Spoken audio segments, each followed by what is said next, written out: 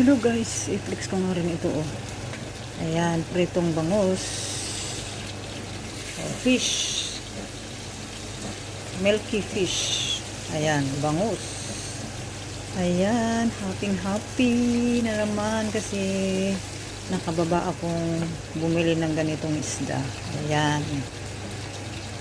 Ay, ganito talaga pag hindi ako nakakain ng isda na ganito ay parang iba talaga. Kaya happy today. Ayan, kasi alam naman ang mga kahiligan ng mga Pilipino, ito ang mabili sa palengke dito sa Hong Kong kasi ito yung paborito natin dyan sa Pinas. Ayan guys. Ayan, golden brown na siya. Ayan, malapit na siyang maluto. And thank you for watching. See you next time.